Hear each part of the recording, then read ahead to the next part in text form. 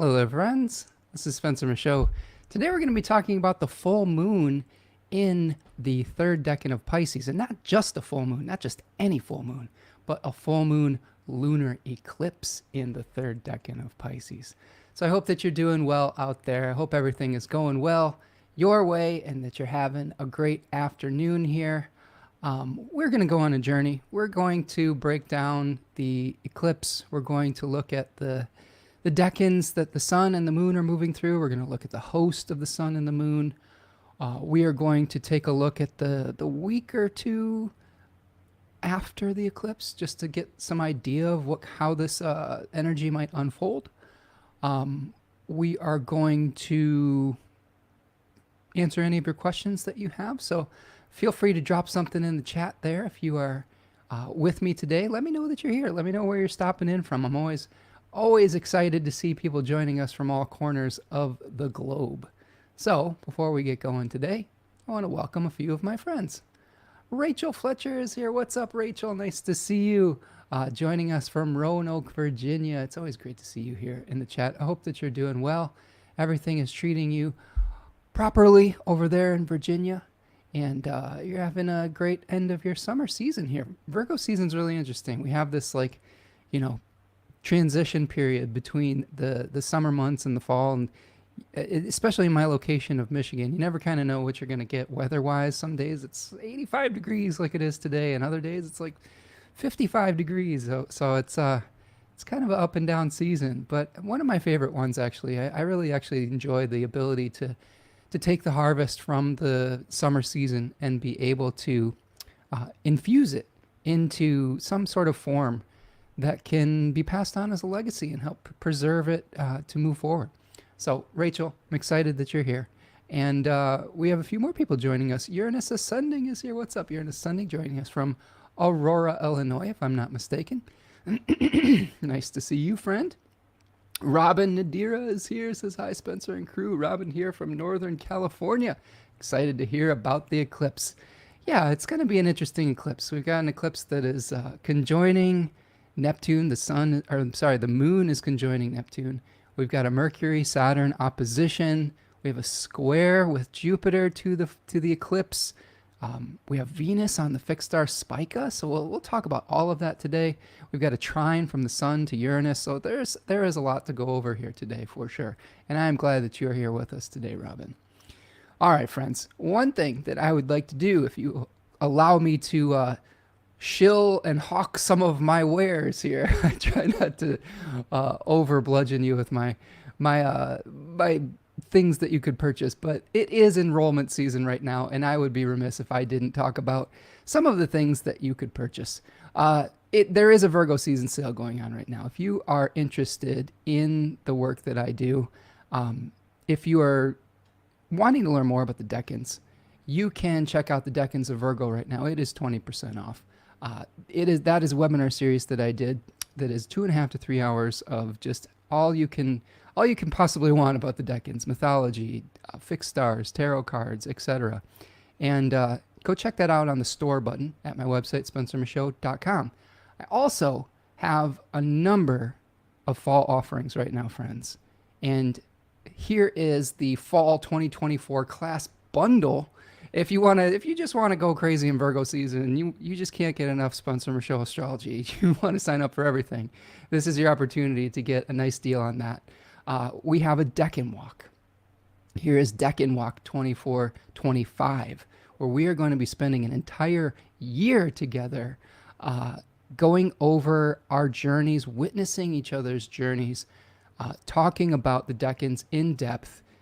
You will get the 12 webinars included in the price of the Decan Walk. The 12 Decan webinars, all 36 decans. Probably about 30 hours worth of content there. You'll get a PDF that will help, a workbook that will help you to reflect on your journey. Digital Decan flashcards. We'll meet twice a month. It's a really great journey. This is for you if you want an intimate group to be able to share your journey with, and to see how these placements play out not only in your own life, but in other people's charts. This is actually really interesting practice if you're an aspiring astrologer, because you get to see the same placements play out in contact with a number of different charts over the course of an entire year. And that is so valuable, that information, just hearing the live stories and connecting it so that when you're reading charts, you can be able to say, oh, I've got a number of examples of how that could play out in different forms. The archetypes themselves have many, many different ways that they can manifest. And this Decan walk is a really unique way to be able to see that in real time. We also have this wonderful Dignity and Devotion webinar series with my beautiful partner, Tanya Andrews of Third Coast Mojo. Tanya and I are going to be going on a journey with the planets, and we are going to be helping you to understand each individual planet's role through its different dignities, through its home domiciles, its exaltations, its fall, its detriments, etc. We are going to be talking about how to start a devotional practice to each of these planets, and possibly how to pull down the energies that we want and to remediate some of the challenging energies around that. And Tanya is great at this with her magical business, Third Coast Mojo. She has some really amazing products that she's been able to put together, and she is an excellent communicator and teacher as well, and I'm so excited to be able to share her wisdom with you as well. The first one is going to be the moon. That's going to start on Saturday, October the 12th. The Decan walk starts on October the 7th, so make sure you check that out. So we're going to be talking everything lunar on Saturday, October the 12th. Those are going to be the second Saturdays of each month. The Decan walk is going to be the first and third Monday of each month. All of these classes are going to be starting at 1 p.m. Eastern Time. We're going to have a Discord group for discussion. In this particular offering, Tanya has this wonderful kit that you can purchase from Third Coast Mojo, where it is a kind of an altar kit, basically, where you get your magical oils, you get a soap, you get herbs, you get these bath salts. There's all sorts of really interesting things in that. You could check that out. You'll get a 50% off coupon for that particular kit. It is awesome. I use her products every day. And again, it's a really cool opportunity. And if that wasn't all, there's one more class. If you can't tell, the Jupiter's in Gemini right now. We're going to be talking about The Hobbit. And we're doing a guided group study starting on October the 14th. This is going to go the second and fourth Monday of the month. And we're going to be going on a Tolkien journey, my friends.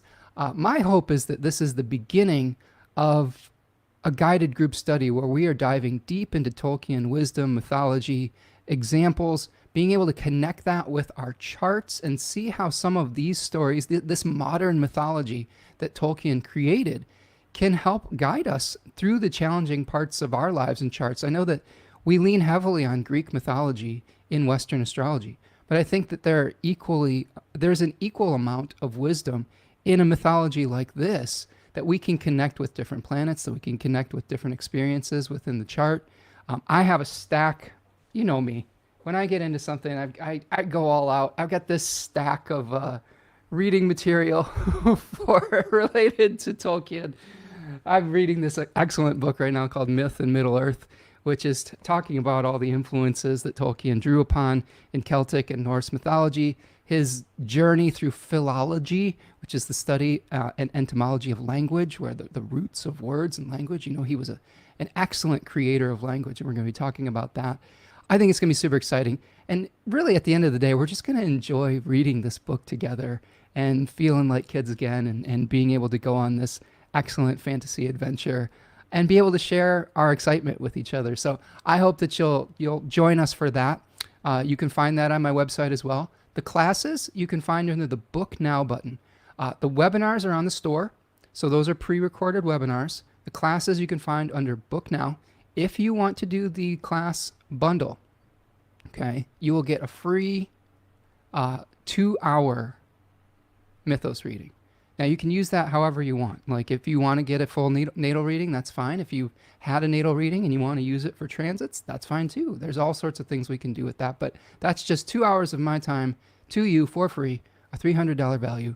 And I hope that that will be a nice gift for you for supporting the work that I do, the channel, and encourage you to participate. I just want more people to participate. And whatever is going to make you feel appreciated, I'm going to do that. So reach out. If you have questions, I'd be happy to answer them. Email me at spencermichaudastrology@gmail.com if you have questions. There are, of course, payment plans available. You can split it up however you want. We have a lot of people that do monthly payment plans. If you're struggling financially and you need some sort of financial assistance, there are some discounted rates where we can do some kind of sliding scale if that will work for you as well. I just want you to be able to absorb this knowledge. I get really excited about it, and being able to chat with you is one of the things that I value the most. So please take advantage of that. Thank you for allowing me to talk about that for a little bit. Been working really hard. Tanya and I have both been working really hard on these offerings. And this is sort of like our, this is our main kind of source of income. This is our main kind of fundraiser for the channel. I do a lot of things here. I've really resisted doing things like a Kickstarter or like channel memberships or things like that. But these are the things where if you really want to support the work that we're doing here, this is a great opportunity to do so. Okay, friends, thank you for that. All right, let's check back in on our chat here. Candy Cord, what's up, Corinne? Nice to see you. Hope you're doing well, my friend.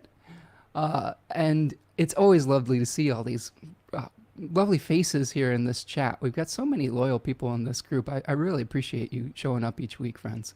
Painted Turtle is here. What's up? Says, hello, beautiful people. Excited about the eclipse. That Middle Earth book sounds amazing. There's so many amazing books here. Painted Turtle. Got this Middle Earth, Myth in Middle Earth. I'm learning all about that. Of course, I've got the illustrated version by the author of The Hobbit, and I've got the Lord of the Rings. I hope we're going to go through all of the 3 books of the Lord of the Rings, and maybe potentially the Silmarillion in future book clubs and guided group studies. I've got these wonderful books by David Day. This is the Encyclopedia of Tolkien, so if there's anything I missed, I get to look it up in this encyclopedia. I've got the Hobbit and Tolkien's Mythology. This is by Essays on Revisions and Influences, edited by Bradford Lee Eden. Really cool stuff. I've got the Recipes of Tolkien. So if you want to learn how to cook second breakfast or whatever it is, or lambus bread, it's there for you. We've got the philosophy of Tolkien, the worldview behind the Lord of the Rings. And then I've got this beautiful illustrated book here too. I'm just going all in with it. And we're going to be reading the book. You don't have to read any of these additional books, but you can if you want. I'll share my reading list with you. But this is just for me to kind of, really understand this world. I think that even if you just want to read The Hobbit or The Lord of the Rings with us and share your joy and share your reflections with it, I mean, that's more than enough. Like I said, this is a way for us to build community, for us to enjoy going on this journey together, and hopefully to be able to get some insight into not only the myths and influences behind it, but we can look at the charts of Tolkien when he was writing it. We can look at his natal chart, see how those themes are going to be playing out. We can look at how some of the archetypal characters are analogous to different planetary archetypes in Western astrology. I think that's going to be really powerful. It just gives us a whole nother language to speak in divinatory practice. So I hope you'll join us. Painted Turtle says, I have a music list named Middle Earth Vibes with my astrology list. That's awesome. You guys send me that list. I want some Middle Earth vibes when I'm reading and playing my Lord of the Rings card game here.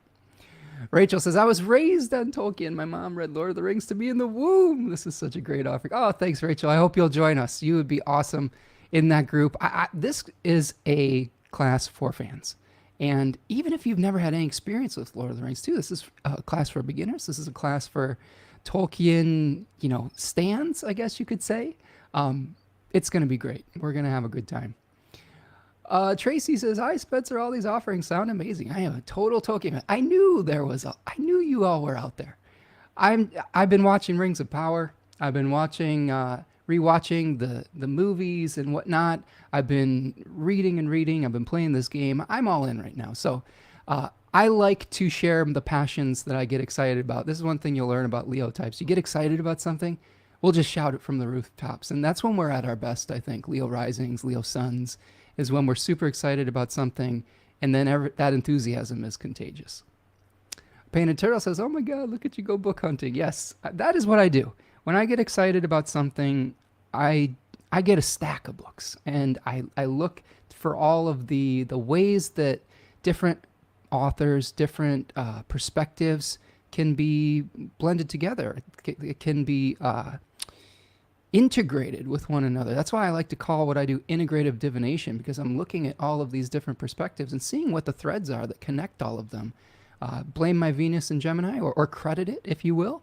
But that is one of the things that brings me a lot of joy, and I think we'll be able to do that with these guided group studies as well. All right, friends, go sign up.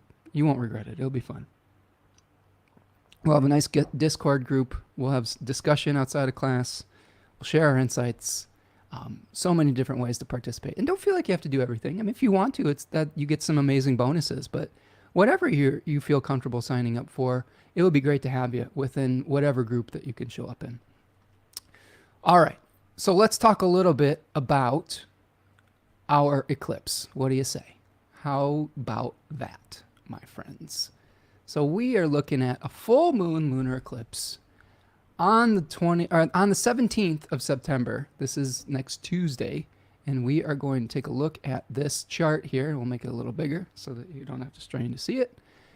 And we have, of course, the sun in Virgo opposing the moon in Pisces. And this is a special full moon because it is very near the North Node. Here you see in Aries. It's near enough that we're going to have that eclipse energy. Eclipses always happen when either the new moon or the full moon are near one of the nodes of the moon, the north or the south node. And they're big chapter markers. They're big turnings of the page. There are ways of thinking about points in astrological timing where we think about energy coming in and energy flowing out. I would say when we have things near these nodes of the moon, they are those opening times. I think when we have a north node experience, energy is flowing in. So this might be a peak experience of new energies flowing in. Full moons are fruiting, the fruiting body of the new moon, things coming to fruition. So these might be new things coming to fruition at this full moon lunar eclipse. New moons, the initiation of something. Let's say you had a new moon on the south node, which we're going to see in October. We might see the initiation of energy starting to wane or to leave this physical plane. So these are some of the things that we can think about with these themes. We've got Jennifer stopping in, so I wanted to acknowledge her here in the chat. Nice to see you, Jennifer. So when we do these full moon lunar eclipses, we are trying to understand what the energy that is going to be coming into play. Now, in this case, we have the sun creating an impetus, right? Like the sun gives us clarity. It gives us awareness of the actions that we might want to take. And in this case, with the sun in Virgo 3, we may be trying to complete a physical process. We might be trying to bring something into manifestation, or we might be seeing the results of our physical work. I think of Virgo now, after my Decanic study, as a preservation sign, a legacy sign, something that is trying to take something in the physical world, preserve it against the ravages of time. It can also represent taking an idea and encapsulating it into matter. Now, when we have the opposite Decan of Pisces, there are themes in that Decan about making a fantasy real, about making a dream real. So instead of preserving the physical thing so that it doesn't fall back into entropy, that Decan of Pisces can be like, wow, we're taking this dream and we're trying to actually bring it into this reality. But it also teaches us what types of sacrifices we might need to make to do so. It is a Mars-ruled Decan, that Decan of Pisces, excuse me. And it has very strong crusader energy, where we are thinking about, well, we believe in this thing so deeply that we will do anything to make it real, even if it isn't right for us, potentially. We have some really interesting connections in this full moon lunar eclipse because the moon is going to be so close to Neptune. Now, In modern astrology, a lot of the times they will use Neptune as a sign ruler for Pisces. In traditional astrology, we don't do that, but there are some similarities, I would say, between some of the themes of Pisces and potentially some of the themes of Neptune. Um, I would say there are equally an amount of differences as well. The way that I look at Neptune, and we should talk about this because it is such a big part of this eclipse potentially, and we should think of Neptune as a dissolving influence. I think of Neptune as a solvent. Uh, Robert Schmidt, in his wisdom, called Neptune a transcendental moon. Okay, so think about the moon as representing substance. And there is a Hermetic philosophy that talks about the one mind versus the one thing. The one mind being like consciousness itself, being infused into undifferentiated matter, the one thing to create. And Neptune sort of dissolves things back into that one thing, right? That substance that maybe doesn't necessarily have differentiation. And so there is this kind of desire to return back to the womb, this desire to return back to the peace of, I don't know, oneness, like, I guess. But there can be that can be challenging for physical reality, because I think sometimes when we think about Neptune transits, we are kind of losing structure. And that's not always easy as human beings. We sometimes thrive on structure. So this could be a real balance between how do we create the right structures to keep things together, right? With Virgo 3. And how do we go with the flow, the universal flow? How do we infuse meaning and purpose into what we're doing? What sacrifices are we willing to make our dream real? And are they appropriate, right? Are they appropriate? Are they something that we should be doing? Are we delusional about our capabilities? Are we delusional about what we're sacrificing for? Those could come into play as well. So altered states of consciousness are also associated with Neptune, also illusions. So we have to be careful of that at this eclipse. So those are some kind of big picture thoughts with this. Tracy is asking, does the energy come through the node, or are we looking at the Pisces-Virgo axis as this one spans signs? I would say that the what I was referring to with energy coming in and out of reality is more a reference to the nodes. I do think that these two particular signs, though, have themes about manifestation, about preservation, about making a dream real, about the inner journey versus the outer one. But specifically what I was mentioning was through the nodes. I think there's a lot of literature out there, because it's the nodes of the moon. The moon is associated with manifestation and bringing things into being. And because we have these nodal points, we have the north node related to a point of increase, things coming into manifestation, and the south node related to a place of processing and releasing things back into that undifferentiated spiritual awareness, however you want to look at it. Science confirms some of these things as well. Science talks about matter neither being created nor destroyed. I mean, we just have matter being organized, and then we have the disorganization of it. And it's a constant cycle, of organization and then disassembling that organization. And that's really what I see with these two signs, and the opposition between it is sometimes the organization of things to preserve it, and then the dissolving of it to merge with some kind of other types of emotional consciousness, whatever it is. If you think about just the seasons involved with this in the Northern Hemisphere, it's very instructive. If you think about Virgo season right now in the Northern Hemisphere, we're at the end of the summer season.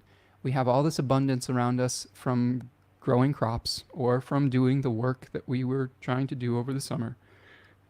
And now we're trying to preserve that legacy moving forward. We're trying to organize it. We're trying to pay attention to the details. We need to see what needs to be discarded and what needs to be preserved. I had a beautiful friend today point out to me that I had made a little error probably during a Mercury retrograde design of one of the times for like the guided group study. It is at 1 p.m. Eastern time, but I had a few places where it was listed at 2 p.m. So those are the types of details that you catch during Virgo season where you're like, oh, well, that doesn't create any, that creates confusion. So Virgo helps eliminate that confusion.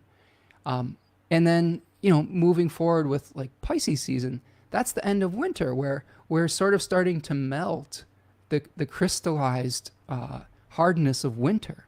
If you are in the area that I'm in Michigan, Pisces season is muddy.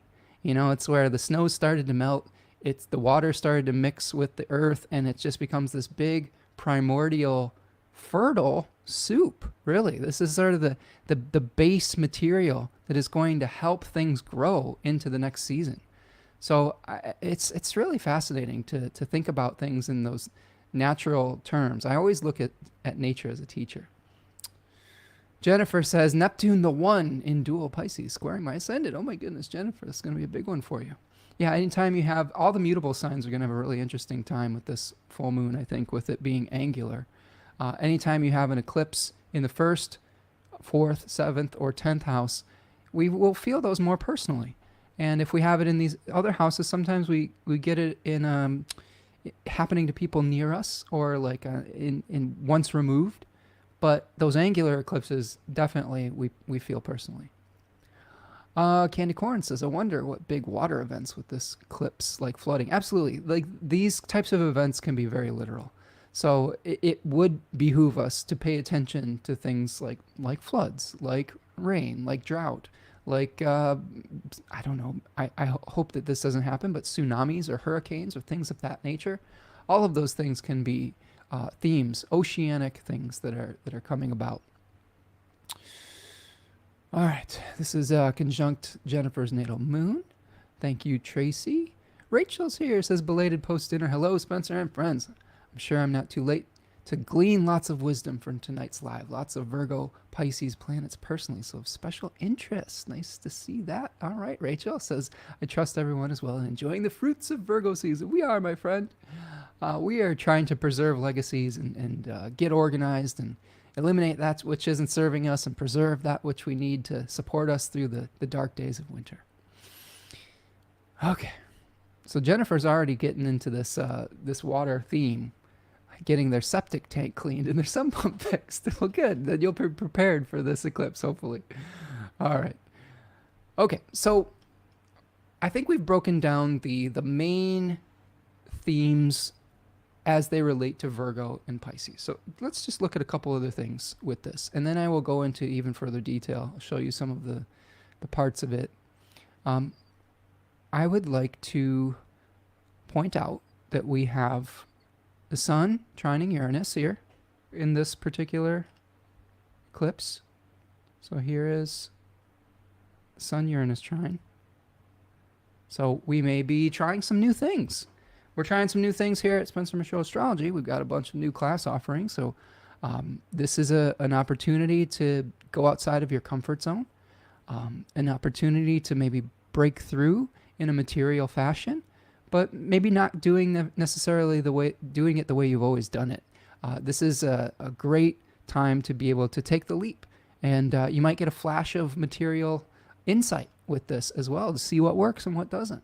So that's our Sun Uranus trine. We also have the Sun making its opposition to Neptune. So these aspects are all going to perfect within a few days after the eclipse, but they're close enough within the 3-degree applying. I believe that's called kalesis in the Hellenistic terminology, where it's close enough within 3 degrees that we're going to feel its influence. So with the Sun opposing Neptune, we just have to be very careful about our sense of identities, our sense of self. That could be changing around this eclipse period. We could have some confusion about who we are and what we want to do, and the clarity that we might desire may be a little bit challenging to receive right at first. But again, I think that the trine to Uranus encourages us to break free of some of the ruts that we might have gotten into. So you can think of this dissolving action coming from Neptune, but this like shock of new awareness coming from Uranus. So that's an interesting part of this. Rachel says, I'm going back to school literally to work with kids next week. I'm very excited. Nice. So you're probably breaking out of your routine right there, Rachel, and being able to maybe have a new identity with that, like working with kids and seeing how to preserve a legacy and maybe doing something that you're passionate about and bringing a dream into reality. I like that. Candy Corn says March is nasty in New England as well, but I love seeing the crocuses emerge. Yeah, in Pisces season, right? The return of new life. I think there's just something magical about it. It is a little mucky, can be a little cloudy and rainy, but I think that it is a beautiful season as well. Yeah, Rachel says very much a new horizon this September. Good, good. I'm excited to hear that. So we've got the sun making these aspects here, okay? And let's take a look at some of the other aspects that are going to be perfecting. So we have Mercury opposite Saturn, retrograde. So here's Mercury, the host of the sun, in its exaltation, in its dignity, right, in its domicile. So this is a doubly dignified Mercury, but it's making a hard aspect to Saturn. So we may be desiring to bring something into manifestation, but we might have to slow down a little bit. We might have to assess our capabilities. We don't want to overestimate our capabilities at this full moon lunar eclipse. With Saturn in the second decan of Pisces, sometimes that can show us the distance that we have to go between our desires and their reality, their manifestation. It's not something to get too worried about, but there might be some frustration with some communications potentially. We might have a little bit of fear around our own skill set or something like that. But I think that those things can be alleviated with some of the other aspects that we're experiencing as well. So we'll take a look at that. We have this one I really like. This one I like. We have Venus in this chart conjoining the fixed star Spica at about 23 degrees of Libra. It is also fairly close to another fixed star called Arcturus. So Spica is a fixed star associated with the harvest, with harvesting gifts, like receiving wonderful gifts. It was also called the Stella Maris, which was a guiding star to sailors. So this is a really fortunate fixed star in the zodiac. It's something where we might be able to receive really good fortune potentially, and Venus there is a great planet for Spica conjunctions, I think, because we have Venus in its own domicile. Venus and being able to receive. Okay, this is one of the significations of Venus. We'll talk about this a lot in our Venus webinar with Tanya. The ability to open to receive good fortune. And we might not even necessarily have to do anything to earn it. Venus is the good fortune that comes through to us really not really through any effort of our own. Jupiter can represent good fortune that comes to us through our actions. But Venus on this fixed star brings us really good fortune. So I think that is a mitigating factor to the opposition between Mercury and Saturn potentially. We've got this beautiful Venus, this harmonizing influence.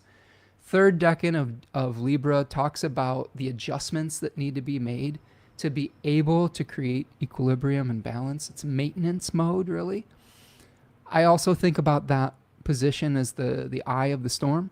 So the key with Venus in Libra 3, conjoining Spica, we bring peace to external situations of chaos. Oftentimes, things are kind of shaken up during eclipse season. They are wild cards. They are times where things are changing. And Venus is going to really help us find stability, find our peaceful center, and then bring that energy to whatever situation is facing us. We do have Mars in Cancer at this point as well. That can be a little bit challenging at times. But I do think that there are things that are trying to help. There is an ability to see someone else's perspective. There's an ability to make positive adjustments that can help us to keep our footing and to keep our balance when we're faced with these interesting changes in our life. So that's something that we should look at. I think, finally, we have this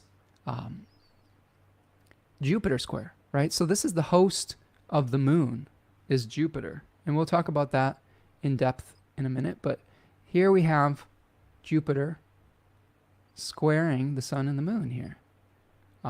Now, both the sun and the moon are going to be past the square, but I do think that it's still in the whole sign square between them.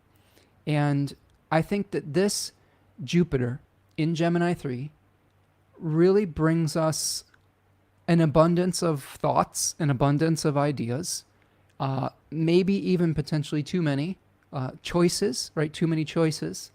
And I'm not trying to overwhelm you like with my offerings this fall.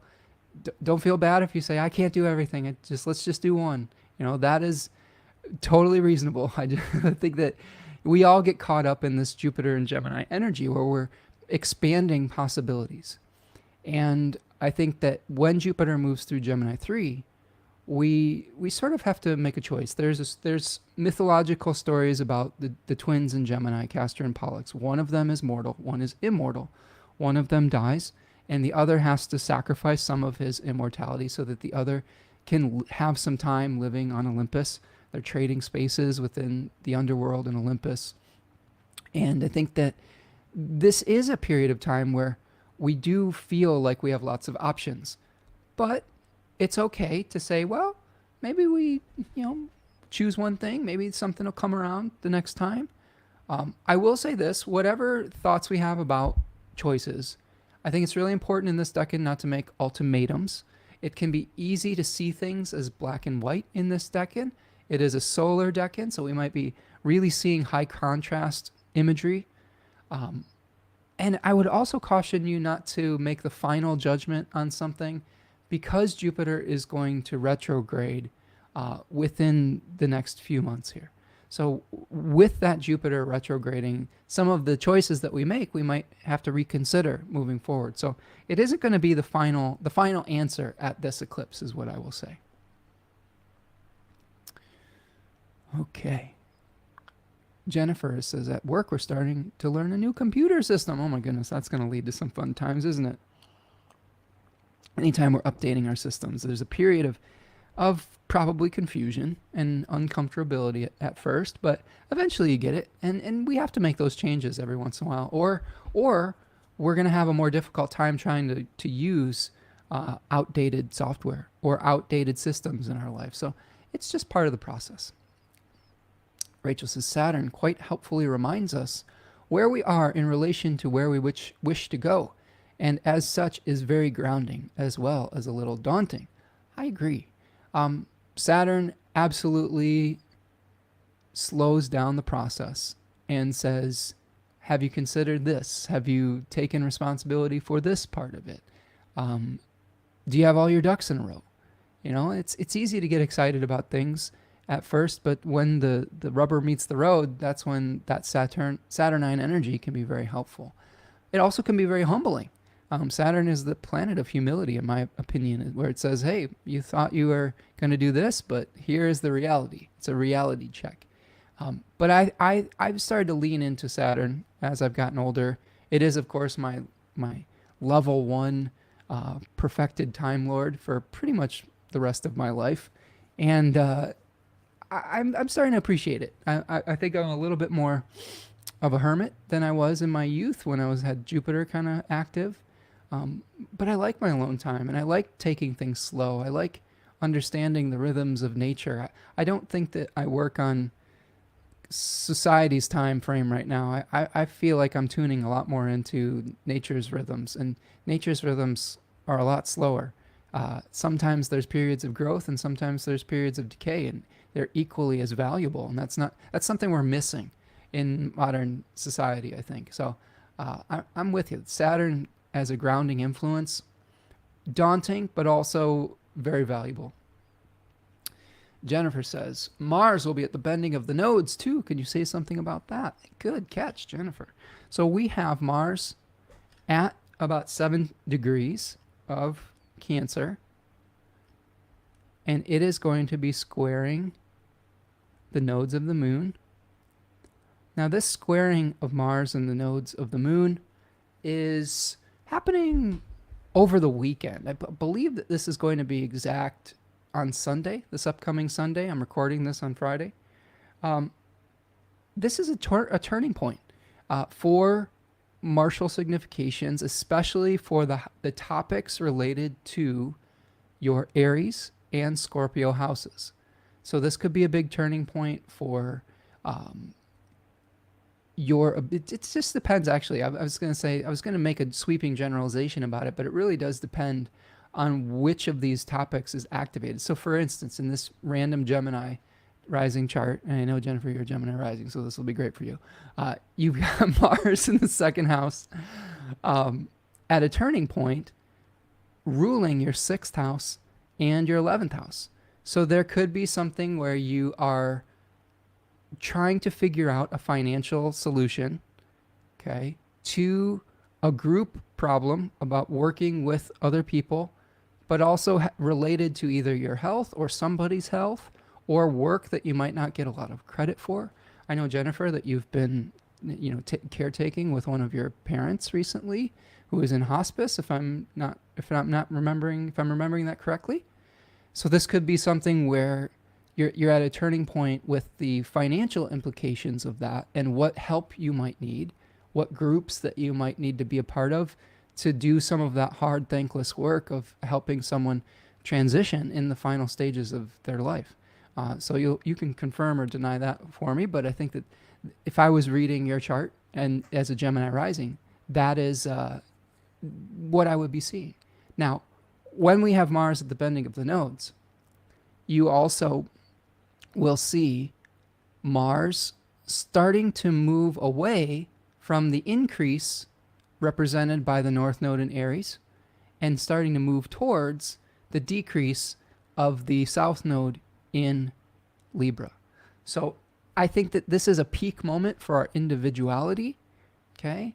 But we can't continue just trying to do things all on our own. This is a important moment moving towards relationship, but probably moving towards release within relationship. And I think in your chart, we've talked about you're moving towards release potentially of the relationship with a parent over time, and that definitely carries a lot of gravity and weight and challenges.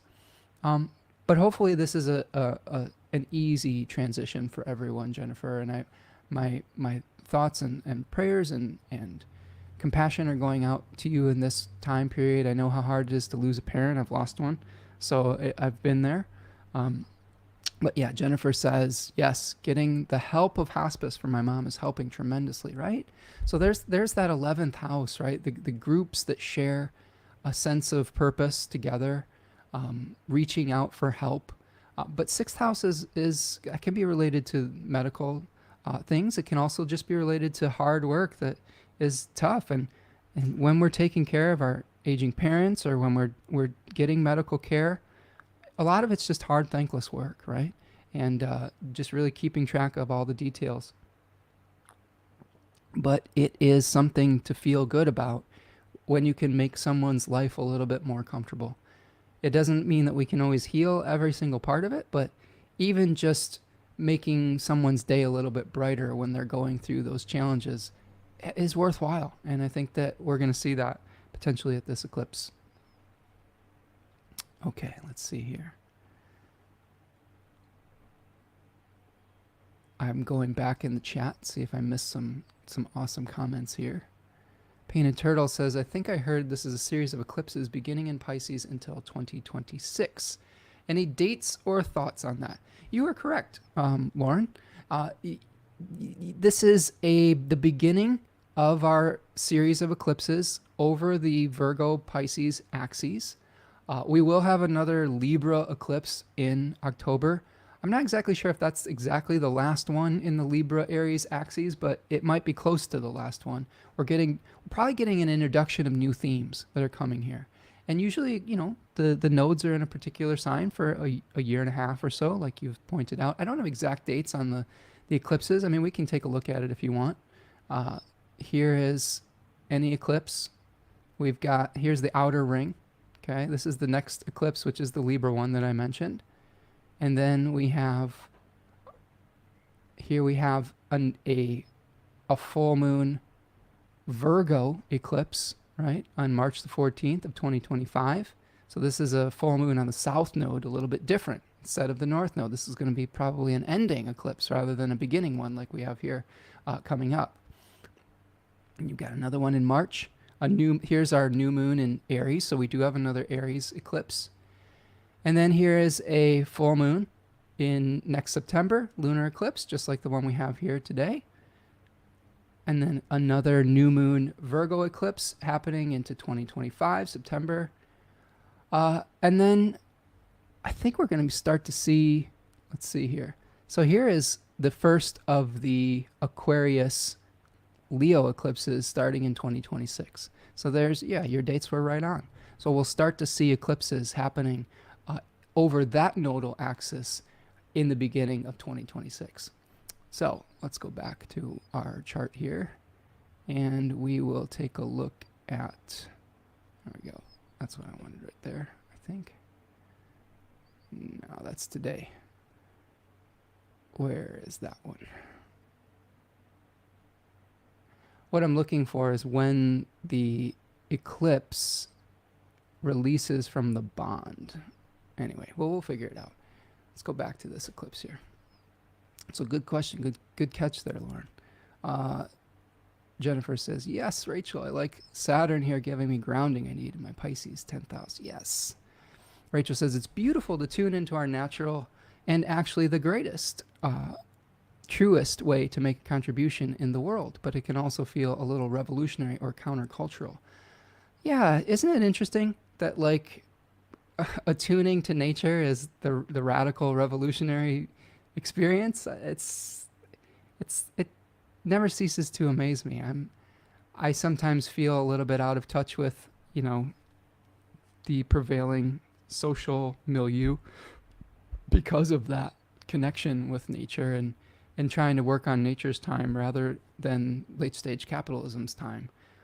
It can feel a little isolating at times. It can feel frustrating.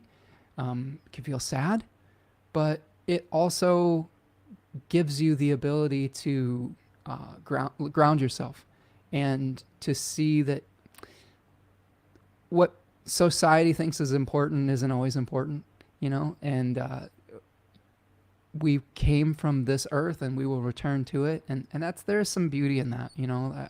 I really think that there are lots of meditations we could have about nature. You know, I will say this, another reason, folks, to sign up for the Tolkien workshops is there was a gentleman who I think was really in tune with the natural world and really appreciated its consciousness and its ability to defend itself against orcs, you know, with the Ents and all the trees basically mobilizing against the industrial stand-in for the Industrial Revolution with the workings of Isengard and Saruman.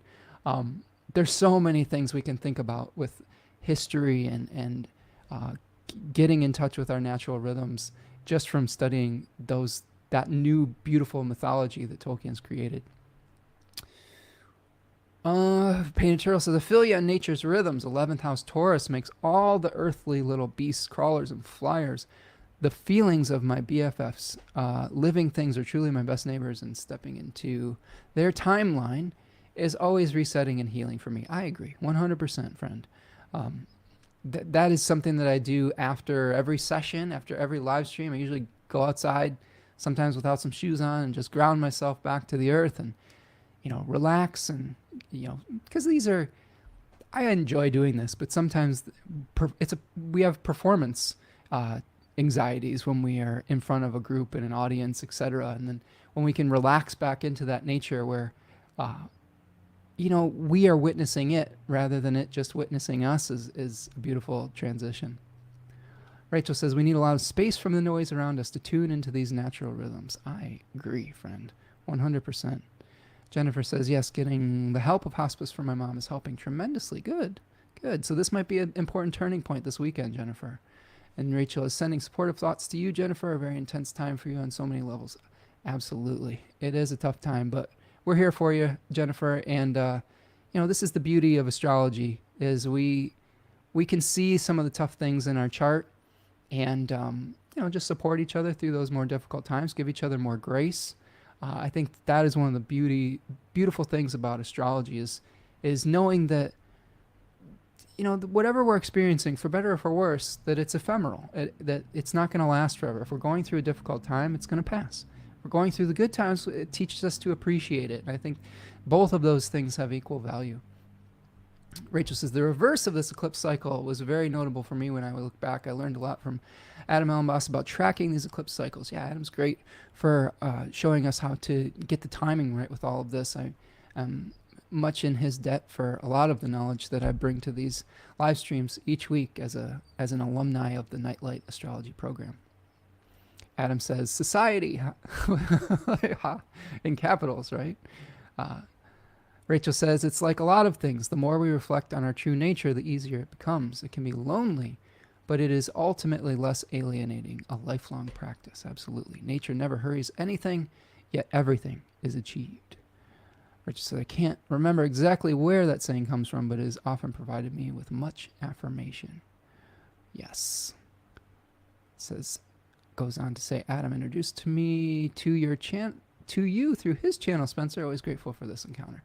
Me too. I'm super grateful for the amplification that Adam was able to provide for my astrology and my practice and the collaboration with him. I will forever be grateful for that opportunity and that wisdom and that knowledge. So this is one of the things that, as a community, as an astrological community, helping and uplifting each other.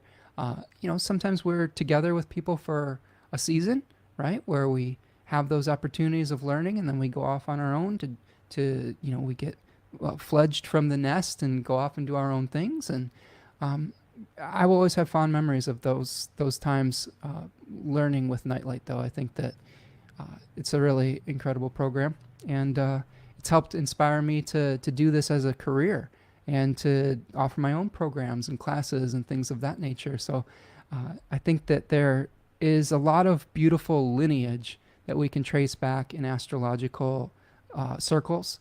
And I'm just grateful for the teachers that I've had in my life. Yeah, Tracy says, yes, likewise regarding Adam. To meet you, Spencer. Yeah, a lot of crossover with Nightlight here. If you all didn't know, Adam and I are both Cancer suns. We both have a Leo North Node and an Earth Moon. So I have a Taurus Moon. He has a Capricorn Moon.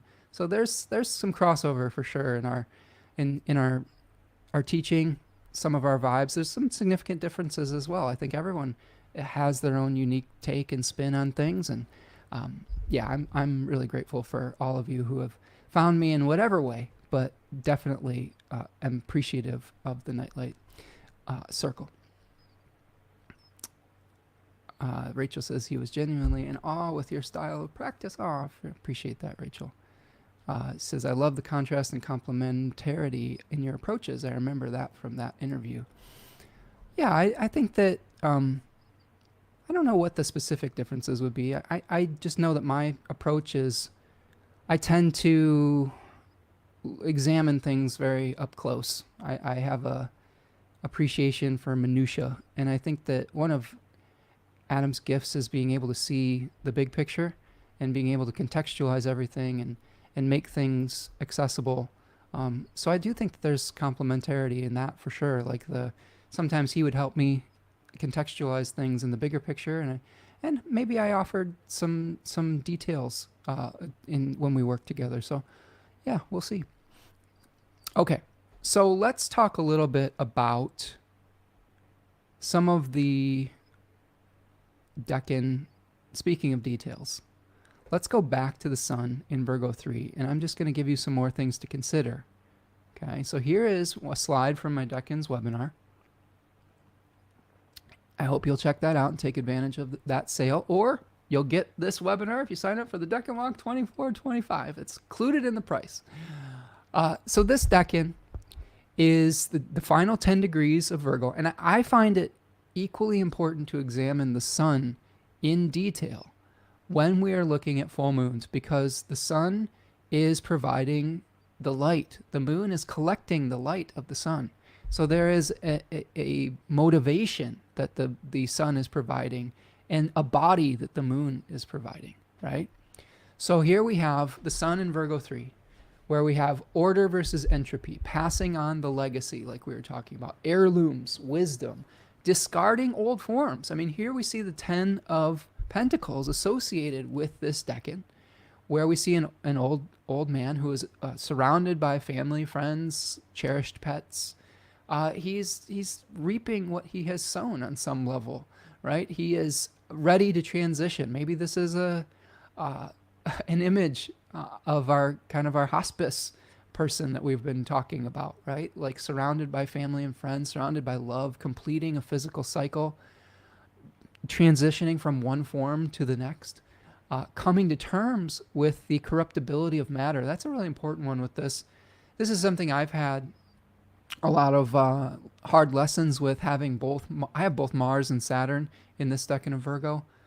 And I think some of my toughest lessons have been accepting death, accepting change, accepting that everything can't stay perfect forever. One of my pet peeves, I'll just admit it, is when I get a book in the mail and a corner is bent, or like, it's gotten banged around on the way here. It drives me crazy. And every time I get one of those books now, though, that has a bent corner, or like, the binding's a little messed up, it's a reminder to me that this life is imperfect, that it can't stay pristine forever. The form may get a little dinged up, but the knowledge and the wisdom within it remains pristine, right? And this is a metaphor for our bodies going through these transitions, getting a little dinged up, having challenges sometimes with illness and with decay. But our spirits can still remain strong within that. And that to me is a big lesson with Virgo 3. And also there's an acceptance of that too.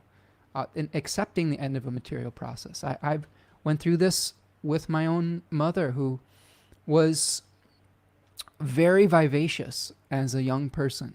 She's a Gemini sun, Pisces moon. She just had a lot of energy. And basically overnight, she went from a very youthful 60-year-old woman, youthful, I mean that, like she couldn't tell that she was 60, to looking very old after having a stroke, and her body just wasn't working the same way that it did in the past, and she aged overnight. And that was a tough reality check for me. And I guess the most important part about that was realizing that her form was different, but her spirit was still strong. Her spirit was still strong. She was still in there, even if she couldn't communicate the same way that she could in the past. Like, she was an excellent communicator. She was a preschool teacher, really had the gift of gab. And a lot of her speech was challenged when she had her stroke. And being able to communicate with her and just be able to connect with our eyes rather than our words was really powerful. But it taught me, though, that there was nothing that I could do necessarily to fix her. Do you see what I'm saying? And that's a tough lesson. I've always been a fixer. You come to me as an astrological partner, there will be times where I will probably try to fix some of your problems. I'll just say it. It doesn't mean I'll be effective doing it. But one of the toughest lessons that I've had to learn is that not everything needs fixing. Sometimes we just need witnessing. And sometimes just being there and being a presence and accepting things how they are is the greatest gift you can give to someone or something, rather than always trying to identify and eliminate a flaw. So I feel like this is part of what we're going to be experiencing here too, is how do we witness our journeys through these physical forms without necessarily always trying to fix everything, because that is a losing zero-sum game, right? That is something, like a losing proposition if you try to fix and preserve everything against the ravages of time. That doesn't mean that you can't preserve some things, but you'll drive yourself crazy trying to do it with every single form. And sometimes you will go to greater lengths of compromising your integrity to do so. I think that that's another lesson in this, is how can you stay true to yourself and true to what is good within you by accepting when things need to be returned to the earth. How often do we see this with celebrities who have so much pressure to look young, to be a certain form, to look like their previous forms, and then they go through the challenges of things like plastic surgery. They get, all sorts of alterations to their physical form to try to preserve it against the ravages of time. Sometimes it works if it's done tastefully. Other times we can create a grotesque type of some kind of form that isn't even close. We can make things a lot worse trying to turn back that clock. And I think there's a lot of wisdom within that. Learning to age gracefully, learning that our forms can change gracefully without having to be exactly the same as they were before. Learning to love our gray hairs, learning to love our wrinkles, learning to love the little aches and pains in our bodies without necessarily having to go to these extreme lengths. There's a guy that I have had a curiosity about. His name is Brian Johnson, and he's this millionaire, tech dude who I think he was part of the team that invented Venmo, if I'm not mistaken. But he has this kind of thing where it's called Blueprint, and his motto is "Don't die."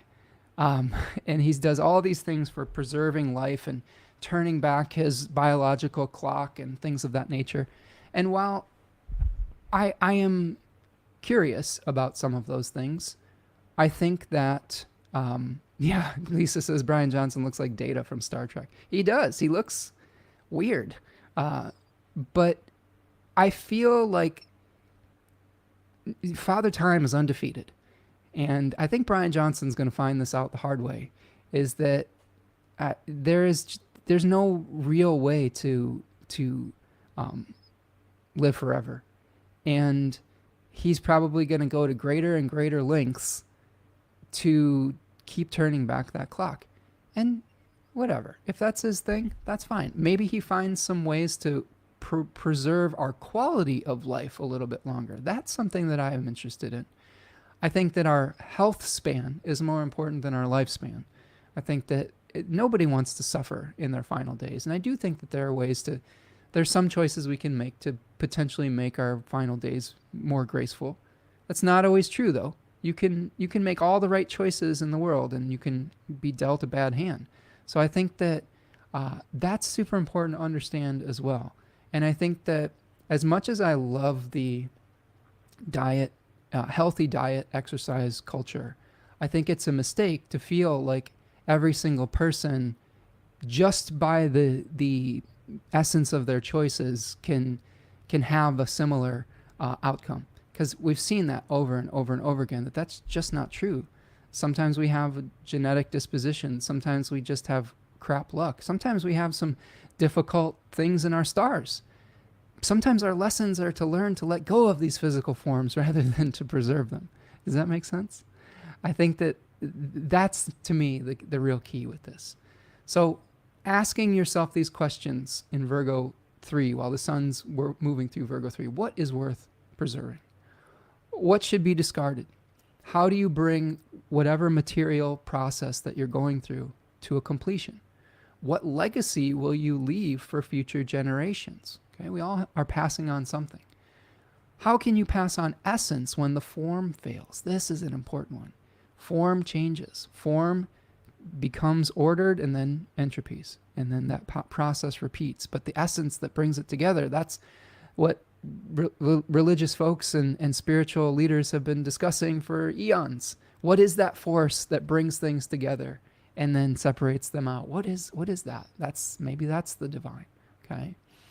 And then finally, what is really of value? right? How do you value is super important.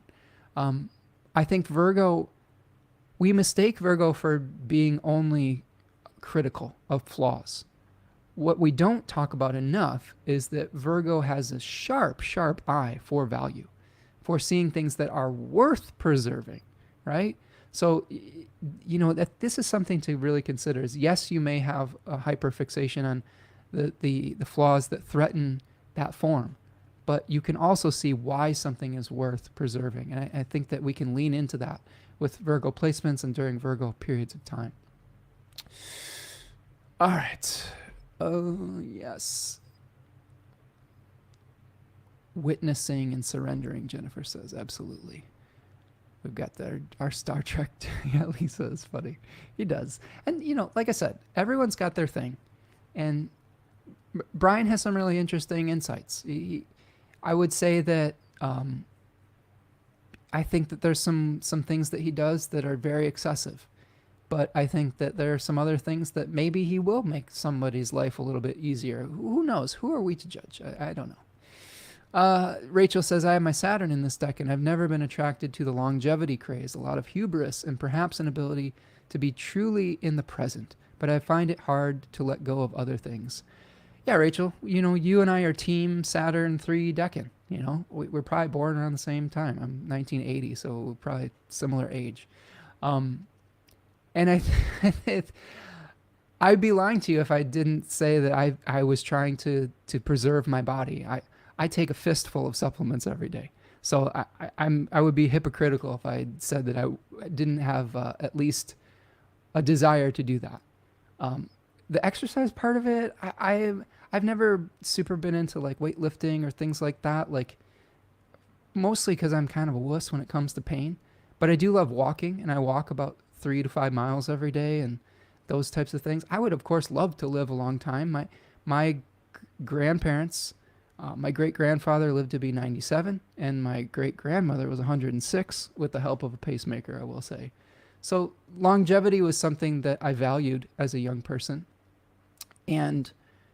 But Saturn came along and said, 106 is not guaranteed. Like, does that make sense? Because, I was like, wow, everybody lives to be 90, 106, like, nope. Like, my mom died at age 62. So that is the extremes of somebody living an extremely long time. Me getting to know my great-grandmother, a 4th grade teacher with a lot of wisdom. I connected with her in my early 20s when she was around 100 or so, and I recorded a lot of conversations with her. I was the archivist. My grandfather, her son, said, Spencer, you're the oldest of your generation. You need to pass on the stories. So I was like, okay. So I have archives. So that's another thing that Saturn can do. It's preserving that knowledge. I've probably 8 hours of conversations with her, which are very valuable to me and maybe will be valuable to my family moving forward. But yes, the hard lessons in preservation and decay, for sure. Jennifer says they've been on the road of acceptance. Yeah, it's tough. When you're facing death in any form, sometimes the only thing you can do is accept. Rachel says, like you, Spencer, I've become more accepting of the passage of precious people and experiences, grieving their loss, but not at the expense of living onwards. Yes, very much so. We can get stuck in grief, right? Grief is important, but we need to allow ourselves to feel it and then release it. Just like form. We hold on too tightly to grief. We're holding on to an old form, just like we're holding on to the form itself. It's tough, but it's not an easy thing to talk about. It's not an easy thing to do. And that's why we're probably part of the reason we're here is learning these lessons, I think, on some level. Pain and Turtle says, Jennifer, feeling for you. You'll make it to the other side of this experience. Yes, it is. We are rooting for you, Jennifer. And, I think that, yeah, it's not an easy experience when we're going through any of this. Rachel says, Team 1980. Nice. Okay, I was right. See, this is an easy way to figure out people's general birth years. If you're like I don't know. I wouldn't consider myself a human ephemeris, but I do have a general idea of where Saturn was at various points because it doesn't change signs all that often. So, yeah. Rachel says you have longevity in your genes, which is fantastic. Spencer, hopefully you can live at a pace that is sustainable and accomplish all that you wish. Well, if slow is sustainable, then I think that's how I've been living. I would say that I've been living like a semi-retired person since I was 22 years old. So hopefully that keeps me going throughout my old age, and that I have enough time on this planet to experience and share all the things that I need to share, and pass on the wisdom that, animates me and makes me feel inspired. All right. So that's the decans of Virgo here. And we also, if you want to get a little bit of an insight into the host of the sun, let's go back here to Virgo 2 briefly. And this is Mercury hosting the sun. So this is the 9 of Pentacles, and we're looking at the process. We're learning about infusing that essence into form. It's not about the end of the process, it's about the process itself. So we may be still working through processes to bring them to completion with that very powerful Mercury. Okay, let's go over to the moon, and we'll look at Pisces 3. And we've got the moon and Neptune in Pisces 3. So this is the opposite end of the spectrum here. So instead of dealing with what is real, we're dealing with what is ideal. So we have idyllic crusades, sacrifice, this Mars-ruled decan. Okay, the third decan of Virgo is actually Mercury-ruled. So we've got a Mercury-ruled decan opposing a Mars-ruled decan here. So sacrificing everything for your vision, emotional heights of agony and ecstasy, where we had a daimon or spirit in Virgo 3 named Hestia. Okay, Hestia was the keeper of the sacred flame, also known as Vesta, or in reference to the Vestal virgins. Here we have a daimon called Elpis, which translates to hope. And we have the story of Pandora and Pandora's box, where Pandora, in punishment for stealing fire from the gods, Prometheus stealing fire, Zeus unleashed Pandora onto humanity, and all of the ills, the old age we've been talking about, right? The the end of our material processes, the suffering, etc. But he left Elpis under the lip of the jar, which translates to hope. And this is why, when we are aware of our own impending demise, that we hopefully don't just lose all hope and continue on, is this concept of Elpis. So emotional heights of agony and ecstasy can come to us through Pisces 3. Manifestation of a dream, the pursuit of closure, the end of the rainbow type of experience. Religious zealotry and fanaticism. So this is important. This is something where in this decan, we've seen all sorts of justifications for someone's dream, and you can commit atrocities in Pisces. Don't get me wrong. This is something where, when you believe something strong enough, there's a lot of ways to justify negative behavior. So we have to be careful of that too, the justification of it. So questions you could ask yourself about the Moon-Neptune conjunction in this decan. Is this ideal worth sacrificing for? How far are you willing to go to succeed? Is that in alignment with your integrity? Which role are you playing, martyr or savior? That's important too. We oftentimes in this decan, we think of we're making these sacrifices for some cause greater than ourselves. But often that is a sacrifice that we don't necessarily need to make or should be making. Can you temper your wild swings of emotion? This is where that balance of Libra 3 with Venus might be very helpful in this particular circumstance. Is there a happy ending or a tragic conclusion? There are both in this decan. It's not always the pot of gold at the end of the rainbow. There is equal amounts of tragedy in this decan that we have to be aware of. And then finally, how can you maintain your hope in the face of change? This is the big one, right? There's going to be circumstances where things look bleak. And part of the essence of faith itself is being able to see something that isn't there. right? So if Virgo is very concerned with what is the reality of this situation, Pisces says, well, what could it be, right? How can you maintain hope that things are going to change? That how can the ultimate faith is having faith that there is life in some form or consciousness or whatever it is after we die, that there's something else. That's what a lot of these spiritual traditions are completely based on. I will say this, even if you don't believe in an afterlife, there's the faith that comes in knowing that your body will feed a tree. You know, that the atoms that have come together as you will split apart and form something else. And there's some beauty in that as well. So maintaining that faith in the face of change, super important. All right, so Jennifer graduated in 1980. Oh my goodness, Jennifer. Oh my goodness. Sorry, we're not trying to date anybody here. But you are going through a whole different experience than Rachel and I were in 1980 when we were crapping our pants and like trying to figure out what this world was all about. And maybe high school is sort of like that too, metaphorically. But I digress. Rachel says, it's all perspective, but I wouldn't describe you as slow. More that devotional Virgo attention to the work at hand, which is quite different. Oh, I appreciate that. I appreciate that, Rachel. I do try to be diligent and thorough, right? Okay. Jennifer says this is hitting home. Oh, good. I always like when there's those light bulb moments. Rachel says, being able to see something which isn't there, my takeaway for tonight. Yeah, it's really important.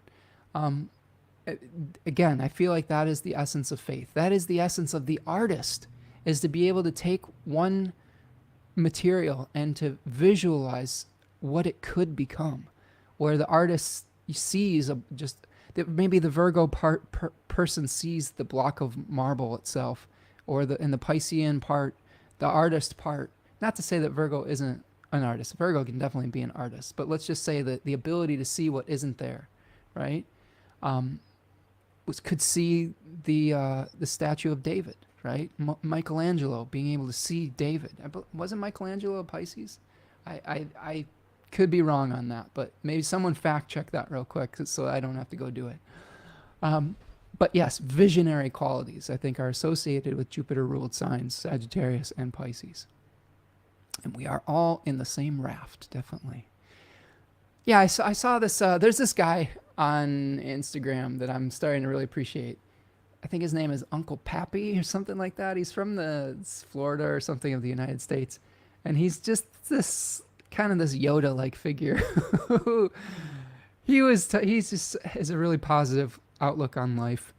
And he was talking about how wonderful and amazing, incredible it is that we're all sharing the earth at this time, at the same time. Of all the billions of people and beings that have walked the face of the earth, the fact that we're all sharing this experience at this moment is quite incredible. And I thought that was a really powerful way of viewing things too, and brings into that kind of 10 of cups kind of idealistic experience. Okay, so we've talked a little bit about the Pisces experience. Let's go back to our chart and we'll just talk a little bit more about this Jupiter in Gemini. Before we do that, let's take a little stretch break. Stretch it out. If you could do me a huge favor while we take this mini break, please like and subscribe. Please like this video. It really helps the algorithm. Our algorithmic overlords will be pleased. It'll just really get the message out to more people. If you've benefited from this, just share it. Share it with people. Tell people about it. Subscribe, share it with your friends, post it on your social medias. Stretch it out, okay? If you're feeling extra generous today, you can also do a super chat or a super sticker. You can go to buymeacoffee.com after the fact. I guess the best way to support the channel right now, though, in sign-up season is to join us on these wonderful journeys, whether it's the Hobbit book club or the planet webinars, or if you want to go all in and do the Decan walk with us, it's awesome. Again, I've really been able to have a nice connection with the folks in the Decan walk. It's been an incredible journey so far.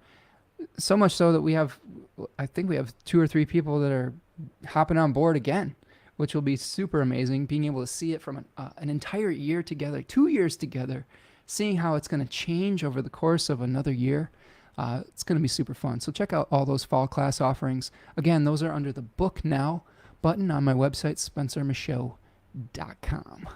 Okay. You can also find me over at Spencer Michaud on Instagram, Twitter, and Threads. All right, so we're going to go back here to Jupiter and Gemini, the host of this moon. So let's try to integrate all of this. So we have a legacy that we are an ending of a material process. We're trying to bring a vision into reality. We have potentially some things that might be slowing us down with the opposition with Mercury and Saturn. We have some special balancing inner peace that we have access to with Venus on Spica.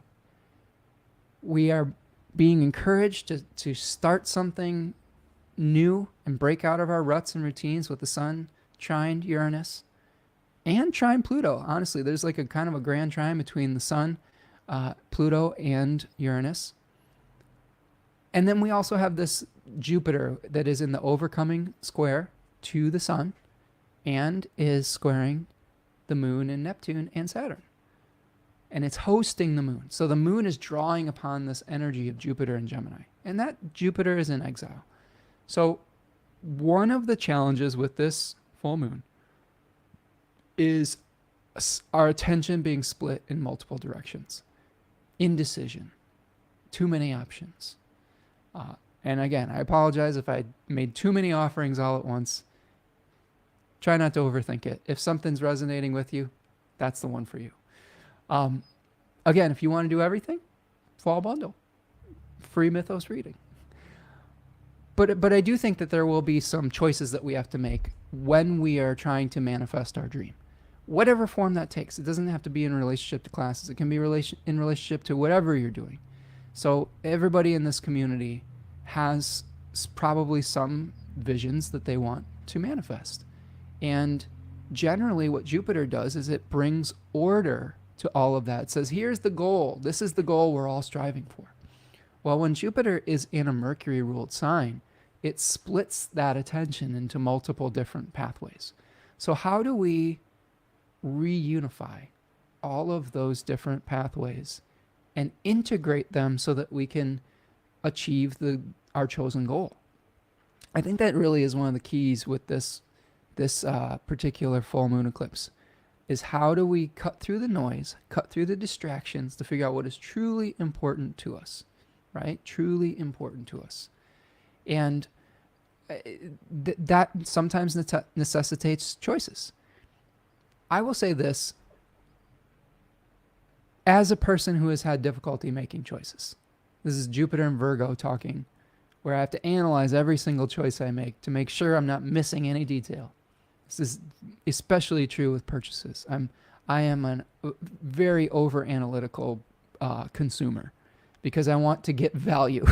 Like I want to make sure I'm not missing anything with the value that I'm getting. I think that it's super important to sometimes just do it. And overthinking it can really be a detriment. I had a lot of pain in overthinking things. One thing I've started to do now is sometimes if I'm on the fence about something, I'm just like, I'm just going to buy this. And if I have to return it later, that's fine. You know, I just don't want to overthink it. When I get it in my hands, when I try it on or whatever it is, I'll figure out if it's the right thing or not. I don't have to this is true for like online shopping type of things. It's hard to really know what the material's like or what something truly is like in reality. And we often have to make those snap decisions.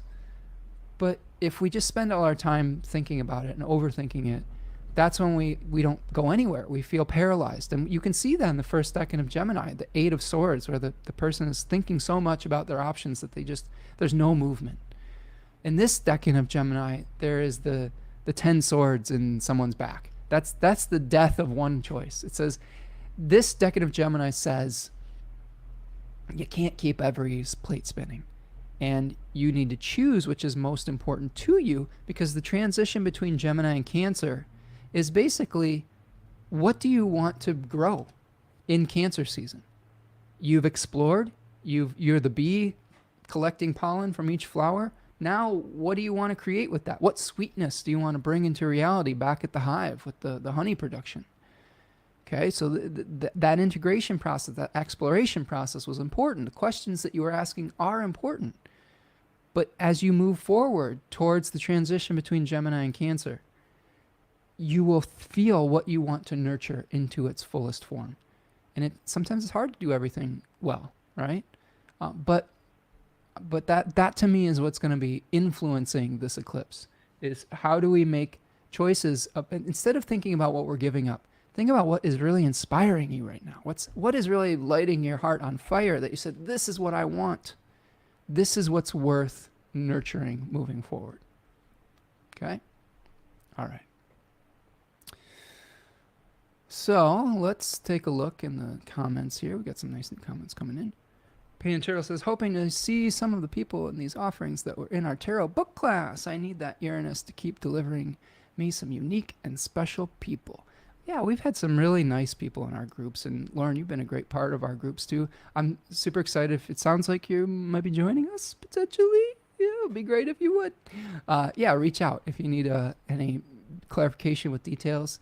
But you've been a great contributor to our groups, and I can guarantee you, Lauren, that there's going to be some cool people that you're going to connect with well in those classes. I already know that there's some people signed up that have been a really integral part of the astrology community, of our groups that keep meeting, that show up in these live streams.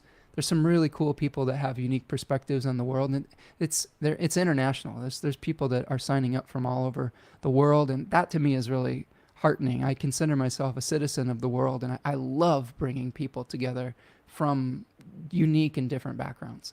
So if that is appealing to you, if you want to connect with people on a global scale that have similar interests, these classes are going to be for you, right? If you want to go down a deep dive on Middle Earth and learn all the myths and associations and the language that Tolkien created, and be able to apply that to your life and the things that you're experiencing, and in the ability to apply that to our natal charts as well, this is for you. If you're interested in having a witness to your life for an entire year and being able to contextualize that within the language of astrology and myth and fixed stars and tarot, the Decan walk is for you. And if you're interested in connecting with the planets in a deeper ritualized way, where you can learn how to have a devoted spiritual practice with these, the Greeks considered these deities, having that deep, intimate connection, then the Planet Dignity and Devotion series is going to be for you. So, so many different ways to connect. Another Rachel is here. I love your little cat, Rachel. A different Rachel. So many Rachels. It says, this eclipse is the beginning of my nodal return in the 6th and 12th. When I was 18 at the last nodal return, I was in a terrible accident. Now I'm starting EMDR therapy at the end of September. The timing, oh my goodness. So you might be getting this at the Mercury Gazemi, right? There's going to be a Mercury Gazemi at the end of the month, which is going to be super cool and healing. So yes, this is going to be a pivotal moment for you, Rachel. Susanna is here. Says, I'm very late, but hi from Finland. Susanna, what's up, Susanna? Hopefully Susanna Susanna says, I'm coming to the Middle Earth trip with you. Huzzah! Thank you, Susanna. So see, we've got Susanna, who is an incredible artist, painter, singer, is going to be joining us in the Hobbit book club. One of the things I've been chatting with Susanna a little bit, is the influences on Elvish language. I believe Quenya is how you pronounce the ancient Elvish speech that has Finnish roots. So just seeing the etymology of the language and having these folks that are going to be able to teach us about their connection with the earth, their connection with their myths and stories. It's so valuable. We're going to be able to learn from each other. And I'm so grateful you're joining us, Susanna. It's going to be super amazing to have you there.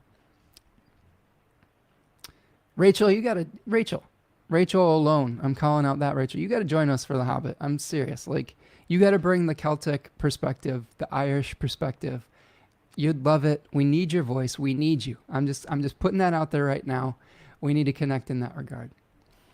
Pantero says, yes, my husband keeps saying, sign up already. It's more of my Scorpion Cancer placements. I need to be coaxed from my little sand den that Jupiter is like, come out and play. Yeah, just come out and play. Lauren, it's fine. You'll be fine. You be a great addition to the group, and we're going to have fun. We're going to have fun in all of these groups. It's going to be an awesome time, and just reach out. I'll help you through it. After a snack.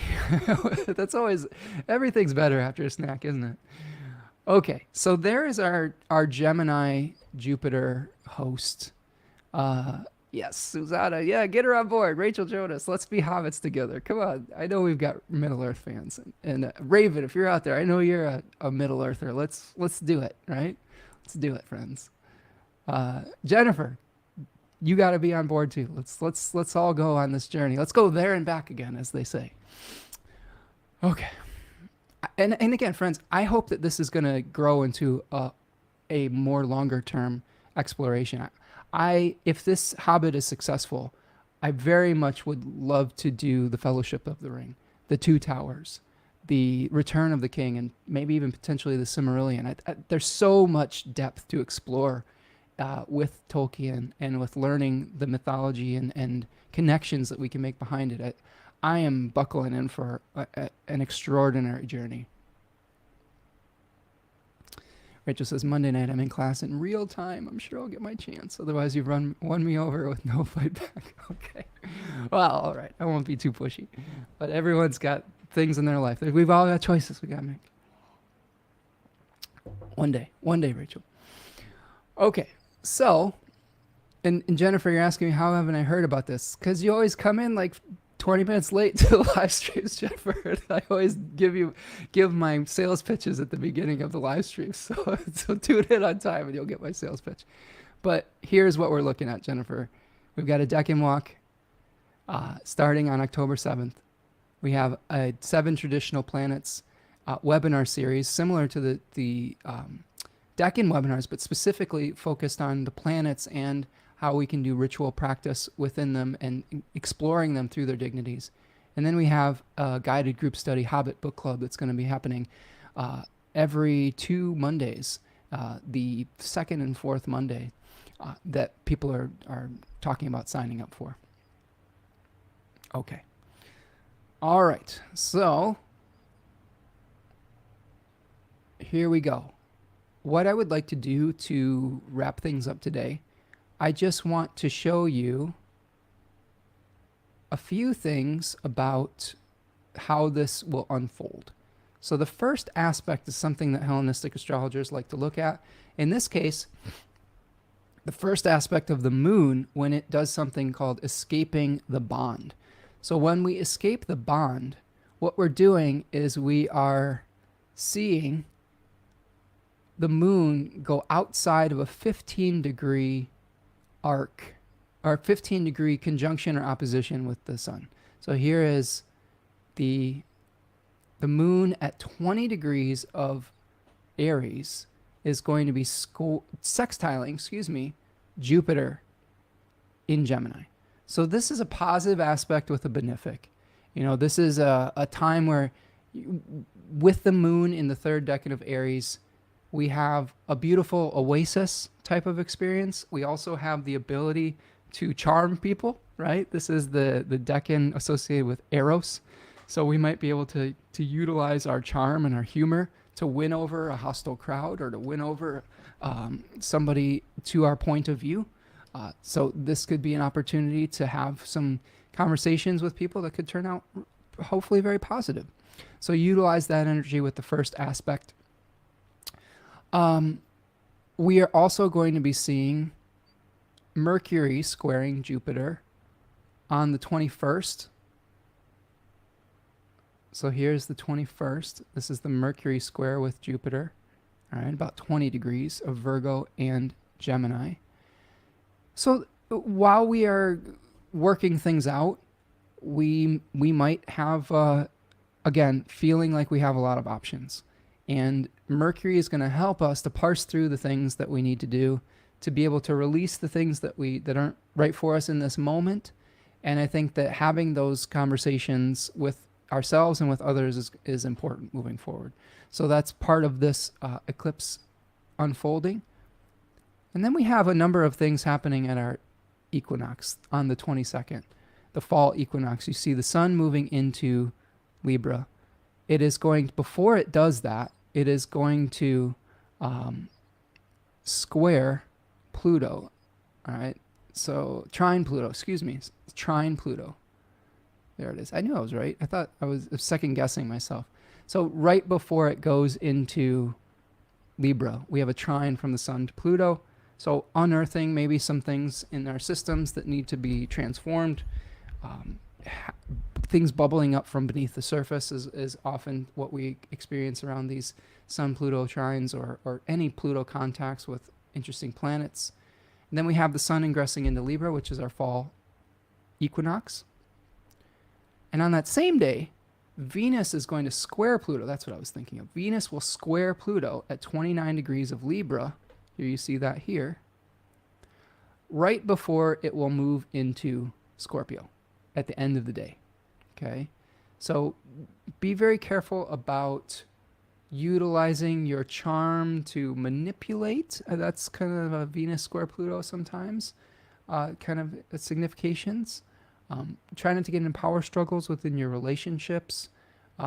Venus moving into the first decan of Scorpio. That first decan of Scorpio talks a lot about understanding our addictions, understanding what we need to let go of, what forms are just no longer bringing us vitality, grieving our losses, ritualizing our grief. All of those things can be important when Venus is moving into Scorpio. So that's our Venus into Scorpio. Let's see. Checking in with the chat. Yeah, go for it, Painted Turtle, if you can on my behalf. Jennifer says, okay, kids, read The Hobbit, but I was never able to. Yeah, well, go on a journey with us, Jennifer. It'll be fun. Rachel, the other Rachel says, interesting mutual reception between the moon and Mars in the days following the eclipse in a Mars decan. Ooh, good catch, yeah. Yeah, I like those receptions, right? When we have Mars in a difficult position, but the moon in Mars's sign means that maybe even through some of those difficult positions, we might be able to bring about a successful outcome. There's a harmony between that. Rachel is pointing out the mutual reception between the moon in Aries and the Mars in Cancer. So yeah, definitely a nice way to have these two planets trying to help each other despite one of them being in difficult circumstances. Let's see. I wanted to take the Decan walk last year, but couldn't quite make it work. Oh, well, hopefully you can make it work this year. We're ready. Let's see here. Robin says, I'm definitely signing up for the fall package. I'll be sending you a message today. Very excited about the Dignities class and the Hobbit as well. Robin! Huzzah! So that's awesome, Robin. I'm looking forward to that and having you in class again. Robin's been an amazing part of our Decan walk for the last year, and really looking forward to your perspective and having your voice in class and going on the journey with the Hobbit and connecting with the planets. I think you're going to have a great time, and just really looking forward to it, Robin. So yeah, get in touch. We'll work out all the details, okay?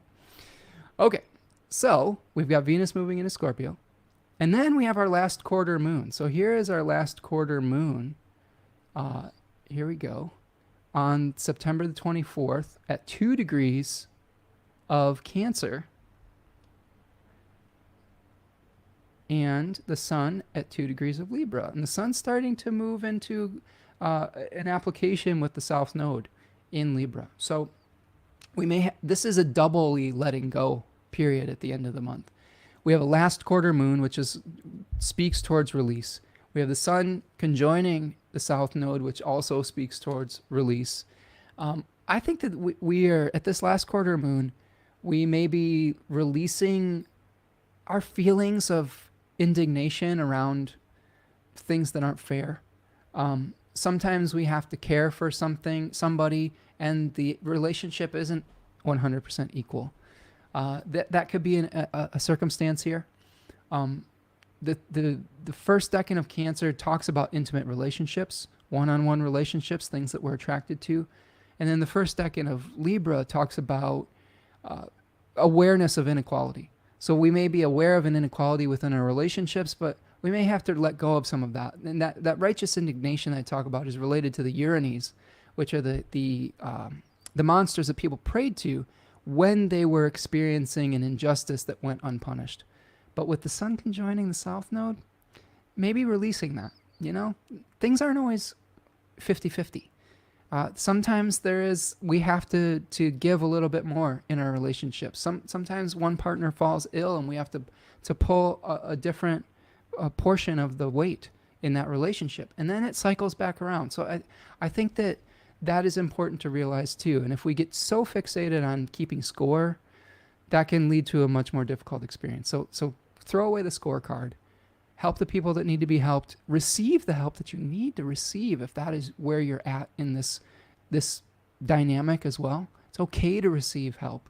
A lot of times the hardest thing is actually asking for that help, especially if we feel like, well, it's not completely fair, but it doesn't always have to be that way. All right.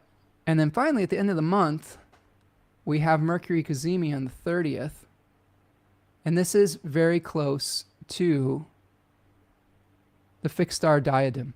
And I've talked about this in some previous live streams, but diadem is related to Queen Bernices. And Queen Bernices was married to a pharaoh who was away at war, and she sacrificed her hair to Aphrodite in ritual practice to be able to ensure the safe return of her husband from war.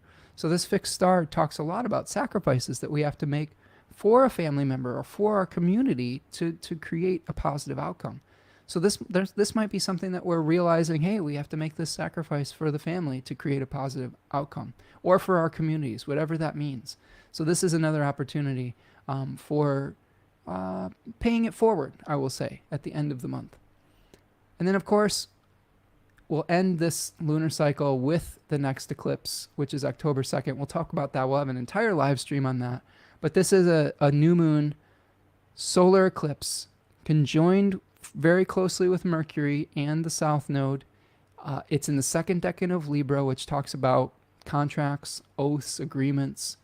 I think that we will be learning about those contractual agreements that we have with each other, our commitments. We might be committing to something new around this period of time. This is a new start in my third house, like for me personally. And this is right at the beginning of all of our programs. So this is a new learning module beginning, like for me in particular. And I think that there's an opportunity for all of you to understand what your agreements are with others at this new moon solar eclipse. Again, we'll break it down in much more depth at a future time. All right, my friends. Rachel says, my favorite line from The Princess Bride says, life isn't fair, kid. Where is that written? It seems like it's written in Libra. Yeah, that's a great realization there, Rachel, is I think that part of the journey in Libra is bringing things back into equilibrium. And that necessitates things being out of alignment sometimes. So I think that everything doesn't automatically become even, fair, and even Steven when we have a Libra placement or a Libra moon or whatever it is. We have to do the hard work of rebalancing. And here's what I will say. That rebalancing energy sometimes, like Libra's exalted ruler, Saturn, takes a long time. We tend to see things like when we think about things that are fair or not fair, we tend to see them in the immediacy of it. But you might not see that, like, here's an example. Let's use Jennifer's example. When Jennifer was a baby, her mom and dad took care of her. And she was vulnerable. She was in a place where that was not an equal power dynamic, right? The parents had to make sure that Jennifer survived. Now, Jennifer is in the opposite end of that dynamic where, where her parents made her comfortable and helped provide vitality for her. She's helping to provide comfort and vitality and transition, okay, for her parent. And it's a long cycle. Do you see what I'm saying? We tend to see time in a skewed way as human beings. Things do eventually return to their equilibrium, even if they have to swing that way. This is, again, I love this lesson from Taoism. The seed of an opposite is planted in the extreme. So let's say you treat everybody like shit so that you can have power. Well, you're seeding the opposite of isolation and disempowerment by doing that. Let's say you are treating everybody with kindness, right? And you feel like, well, you're giving up all your power, but you're treating everybody with kindness. Eventually that can become empowering. Do you see what I'm saying? I think that there is always life trying to complete that homeostasis, but that sometimes the cycles are much longer than we can see from a very limited human perspective. All right. Well, happy birthday to your daughter on the October 1st there, Jennifer. She'll have an eclipse in her solar return potentially, so that'll be fun. Maybe she'll get married. Who knows? Or maybe she'll get divorced. Hopefully not. I don't want to speak that into existence. So maybe she'll just understand balance and equilibrium within her life, or take on a new contractual agreement. So, friends, I do have a hexagram for you for this particular eclipse. And that hexagram is number 14, which is called sovereignty or personal sovereignty. And it also translates to great possession, possession in great measure. This talks about someone who is able to work under their own power, right? Jack Balkin says, Da Yu, which is what that translates to, that hexagram, says, represents a time of exceptional achievement and good fortune. Vast possibilities are now available to you. Opportunities abound. Whatever you undertake now has the greatest chance of success. Your relationships with others will blossom and thrive, and your resources will multiply. Because you have so much going your way, you are effectively in command of the situation. Therefore, it is a time of great possession, but it is also a time of sovereignty and control over your life. You're now able to take charge of a situation and move your life in the direction in which it should go. So that's good, right? That feels like a nice time of empowerment, a time of clarity, a time of enlightenment. But you have to remain true to your principles during these periods of time. Now we have a warning. We have a third line changing. It says, the prince offers tribute to the Son of Heaven. A petty person cannot do this. So Jack goes on to say, in ancient China, princes would stage elaborate banquets to honor their kings. These expenditures demonstrated that the prince was a generous and loyal subject who would willingly share his resources for the common good, and in this way the prince earned the favor of the king. Adopt the virtues of magnanimity and generosity in your own life. Your possessions, gifts, and abilities do not exist solely for your own benefit. They must be placed in the service of others as well. This is the point of great possession. The greater your resources, the more you should be willing to put them at the disposal of others. When you allow others to benefit from your bounty, you are rewarded in countless ways, for you win the support and trust of others. And they go on to say that small-minded people, petty people, they're not capable of this generosity. So this is a great time to share your resources with others, right? Share your bounty, share your wisdom, share your vision. This is what I learned about teaching, is that when we get involved in a learning situation as a group, yes, maybe I am the facilitator, but I'm not the only teacher. Everyone that comes into that group has their own perspective to share, their own wisdom, their own set of experiences. And I learn so much, just as well as the students in my classes. I feel like I'm changed at the end of it as well. And that to me is really satisfying. Now, we do have another hexagram that is changing to. It says opposition, estrangement, misunderstanding, differing points of view. So this could be something where we are moving from a position of great possession, of great clarity, And we might have some bumps along the way. We might have to work through some challenges, see things from another perspective. And again, the hexagrams give us sort of a warning. It doesn't necessarily mean that we are going to have to manifest the second hexagram, especially if we follow the advice of the changing lines. So I think that, to me, what this hexagram is talking about, if I was to put my positive hat and spin on it, is that if we are generous with our gifts, if we are generous with our resources, generous with our wisdom, we can avoid the pitfalls of misunderstanding.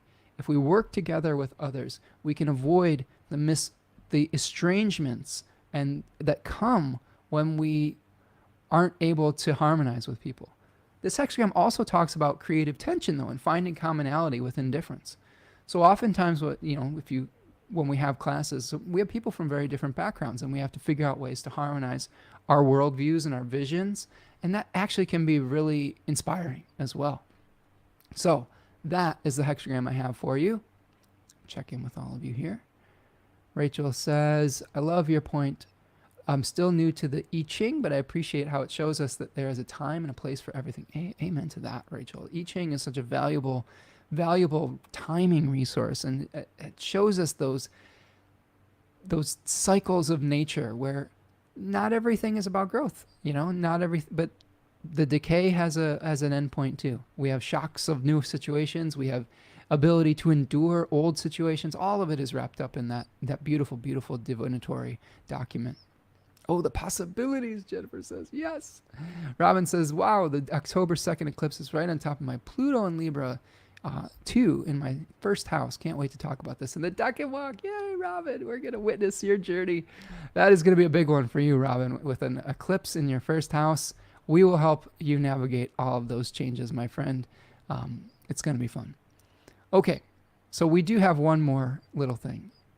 We have an animal, and that animal is the coral. Isn't it beautiful how some of these themes match up? I pull all of these animals randomly. I just kind of flip through my book and I just ask Spirit or my guides to show me what the essence of this lunation is going to be. I do the same thing with the I-Ching, and I'm constantly amazed at how it speaks through that oracle. Coral is, first of all, it's a sea creature, right? We have a full moon eclipse in Pisces, and it is a structural element. So we are trying to think about the structure of Virgo versus the being at one with the generosity. Coral is a very generous animal as well. It has reciprocal relationships with fish and with the animals on the reef. It helps to build structure. It lets good things come to it. It's mostly stationary. It has some movement, but it mostly stays in one place. So it talks about creating a structured foundation of support for your life. This is something that talks about sharing. The one thing I've been loving about Braiding Sweetgrass, as we're coming to the end of our book club with that, is the lesson of reciprocity, the lesson of giving back to the land that gives so much to us, that feeds us, that houses us, that brings us stability. How do we steward that land and give back to it? Same thing with coral. It is talking about reciprocal relationships. So I think that this is able to allow us to go with the flow of life too. If I've learned nothing else, I learned that Pisces placements often require us to surrender to the divine plan, whatever that means to you. That sometimes we need to stop thinking and just start going with the currents and the flow of our life. And that's something that coral teaches us as well. So I think it's a beautiful animal for this full moon lunar eclipse, and helping us to just go with the flow. If we try not to overthink it with Jupiter and Gemini, try not to, follow too many paths, but surrender to that which makes your heart sing, that which brings you joy, that which inspires you, and it will help you to pass on your unique perspective and legacy to the world, but maybe also to witness others' journeys as well, because you'd be amazed at what you can learn from witnessing someone else's journey and putting yourself in someone else's shoes, even if those creatures aren't human, like if those are animals or trees or insects or birds. Just being able to witness their journey can be so instructive. And that's why connecting with nature can be so powerful. All right, my friends, that's what I've got for you. Rachel is loving the coral. I love that you're here today, Rachel. You're always so quiet in the chat, but I can feel your presence. I can feel your presence, Rachel. And thank you for coming every live stream. I mean, we've got some people that are so loyal to this channel. It really fills my heart up that you make time on your Friday afternoons to go on this journey with us every week. So thanks again, friends. All right, my friends, that's what I've got for you today. Again, go check me out at spencermichaud.com. Follow me at Spencer Michaud on Twitter, Threads, etc. Again, we have Decan Walk, Dignity and Devotion, Guided Group Study. Check them all out. It's on my website, spencermichaud.com. They're all starting in the beginning of October. Reach out if you need some help. If you need a payment plan, if you need a sliding scale, all of those things are on the table. I just want you to be able to receive this knowledge and to be part of our group and our community and be able to find what you need within it. All right, my friends, that's what I've got for you. And we will see you the next time, okay? Remember, especially during these big changes, just be kind to one another. Be kind to yourself, be kind to one another. And that's a great way to walk through life. I don't think anybody ever regretted being too kind. I think that if you're going to lean one way or the other, kindness is the way to go. But you got to give that energy to yourself too. Healthy boundaries are important, but if it's rooted in caring for one another, it's a good default. All right, friends, start with being kind to yourselves. Rachel says, absolutely. We'll see you the next time. So we'll talk to you soon. Peace.